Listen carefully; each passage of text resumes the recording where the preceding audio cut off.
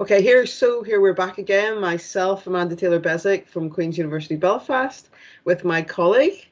I'm Dr. Laurel Hitchcock at the University of Alabama at Birmingham in the United States in Birmingham, Alabama. And we're back again because we've been doing some work in Social Work Virtual PAL, and we wanted to share, coming up to the start of semester in particular, share the updates to Social Work Virtual PAL and to offer people the opportunity to get in touch with us if they want to do a short training session on Social Work Virtual PAL as part of the updates to the International Federation of Social Work Standards for Social Work Education, the global standards in particular that asks us to, or gives us a responsibility to encourage students to be engaging with the global social work community. So for people who don't know what Social Work Virtual PAL is, we set this up a couple of years ago and have got quite a few people connecting as Social Work Virtual PALs around the world. The idea really behind it was to digitize the old pen pal method of connecting students in compulsory education that goes back a very long time. And Laurel and I decided that we had connected together and got so much from our connection and working together that we wanted to share the method and offer people the opportunity to connect, to create, to collaborate together, to learn about social work in different parts of the world. And what we've done here is develop Social Work Virtual PAL in terms of a teaching and learning activity that educators can embed into modules of learning. So as we talked about that social work is a global profession. Internationalization is high on the agenda. Social workers are now working across all sorts of geographic boundaries. They're not bounded the way they were perhaps in the past. I think the global pandemic has definitely shown us that we're working across large geographic areas. And this method allows social work students, or encourages them, and social work academics, social work journal editors, anyone in social work really, to connect together to do pieces of work.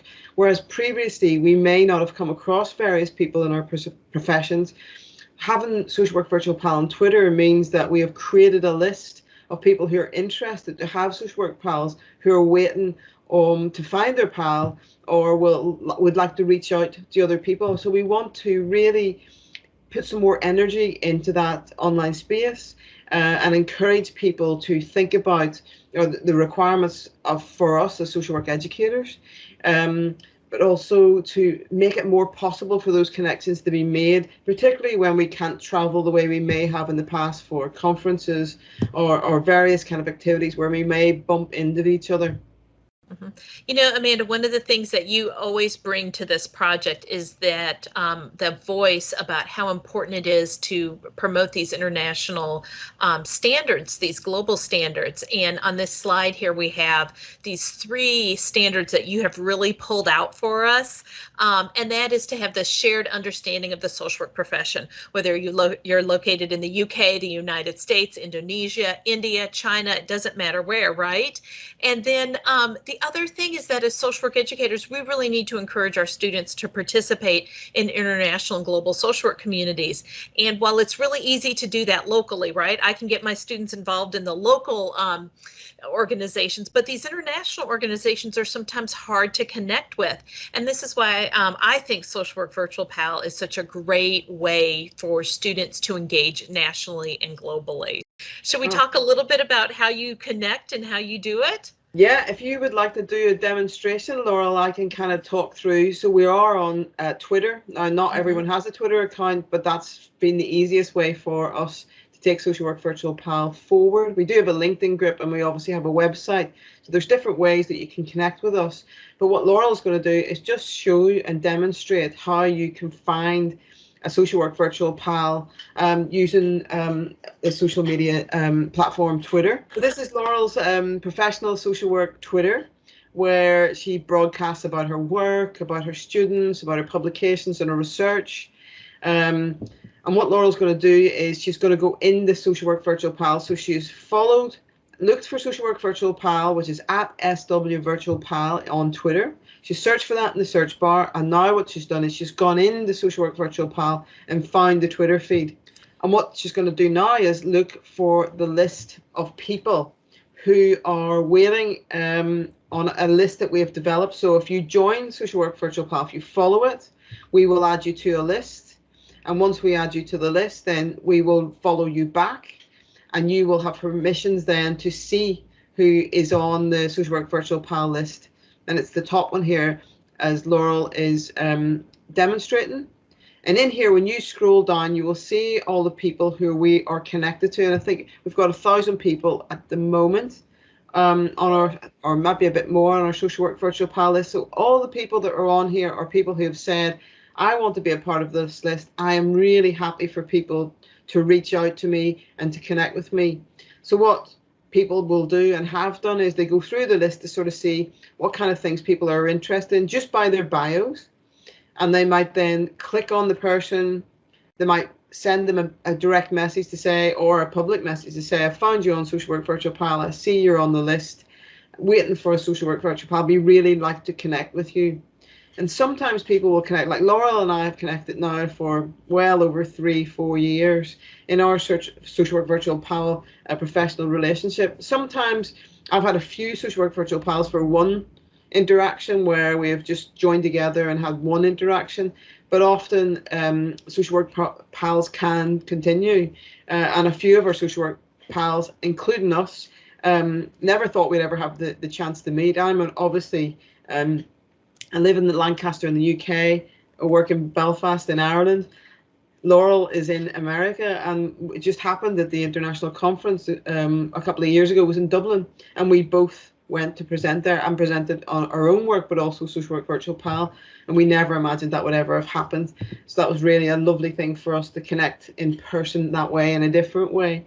But not everybody needs to do that now. I think the pandemic as well has shown that we can connect with people. So what Laurel has done, she's found somebody I might be interested to connect with, and then Laurel sent them a direct message just to say, you know, or I think it's a direct message to say hello and try and reach out and connect.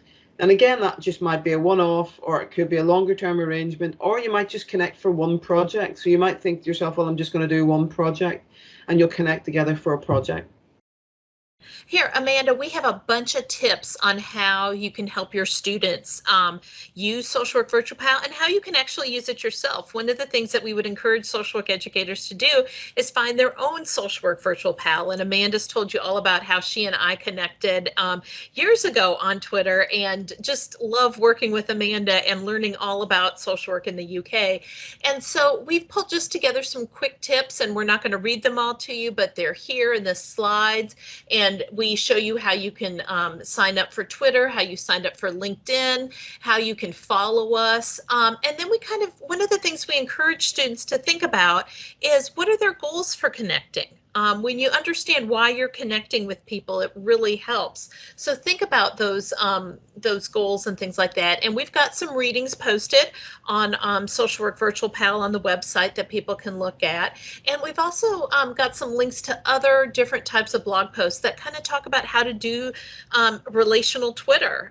You know, a lot of times we don't know how to interact with folks on Twitter or in these spaces, particularly professionally, right? We know how to post our lunches and tweet out about our favorite football team. I know we do, and that's football in the US or in Europe, doesn't matter. But how we go about engaging with people professionally is a little bit different. And so we have we've got some tips here for you on how to do that.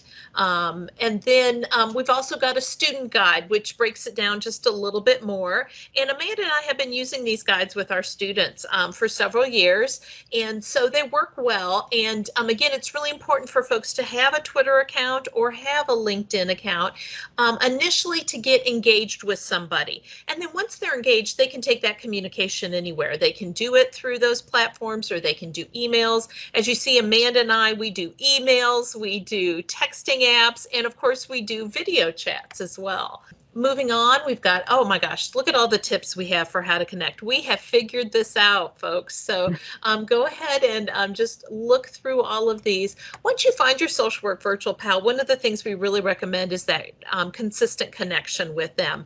And then share it with others. Model this for other people, particularly for our students and for others. It's a great way to connect. We have some sample learning activities here. that you can do all the way from just asking students to find 2 different social work virtual pals over the course of a semester or a term, all the way to just reflecting about or paying attention to the hashtags. They could even be a little bit passive and just see what people are saying using the hashtag or in the groups. But we would certainly encourage people to be more active. We also think it would be great for people to participate in Twitter chats or live events, and you'll be hearing more about that from us in the coming days, or the coming months probably. Finally, here are our references. Amanda, what else do you want to say about Social Work Virtual PAL? I would say in terms of embedding it into a module of learning or a program of learning, things like looking at the professional requirements, and there is an international professional requirements across the board with IFSW, but there are also international requirements within all our programs of learning set out by the regulators. And I would be saying, this is a really easy way to get students to evidence their internationalization, how they are connecting across the globe. I've got a social work virtual pal. I may have just had one meeting with them, 1 hour with them, half an hour with them, but I can evidence that because they can take screenshots of their connection on Twitter or whatever it might be and submit that with a short reflection. It's a very easy way. I know at Queen's, the Northern Ireland Social Care Council have professional development days that students have to evidence over the course of their learning. I certainly will be encouraging students at Queen's to take this up as a professional development activity and learning event and evidence it and reflect on what it means to work across different jurisdictions, different legislations. And I think more and more we're going to see that happening. The more people are moving around, or when we go back to moving around as well. But we don't just move around anyway, just in physical terms anymore. We move around now in mediated terms like we're connecting today. So I think it's important for them to be able to connect with their digital capabilities through this process. So one part of it is around, I understand internationalization, I understand social work in different parts of the world, but then that other aspect, and this is for me and Laurel too, a really important aspect is that we create the opportunity to digitize that experience. So students will be thinking about their online presence, their online profile, their bio, how they present themselves, how they communicate in a mediated space, and how then they can translate those skills into practice, take them into field placement with them, and also then encourage other people to make these broader connections. I think the collective we're thinking about here, our bigger kind of mission, if we could call it that, is to connect social work. And whilst social work is very connected, but we see social media type applications as a way to really harness and mobilize as a collective profession. So I would be really encouraging people to reach out. We can do a small kind of session with you, either together or separately, either of us, just to kind of look at where it would fit within your module of learning across the program, or as a professional development day for a student. It's a very self-directed kind of activity. We've got 2 students, one in Queen's and Belfast and one in the US, who would be very happy to model how to use Social Work Virtual PAL. And we're always looking for people to come into Social Work Virtual PAL and do some type of an event. So, for instance, if you wanted your student group to meet with a student group somewhere else in the world, we would be really happy to mediate that process for you. So please do reach out. Yeah. And, as I was listening to you talk, Amanda, I was thinking about how this is a community that students can take with them once they graduate, once they move on into practice. And this is a great way as well for us as social work educators to stay connected with those students. We could work to create virtual connections with our own students who become graduates then and stay connected. So there's just lots of possibilities with this. Absolutely. So, well, I hope everybody reaches out to us, and we have an educator's guide, and we have a website, and we are here and available to all of you. So thank you so much.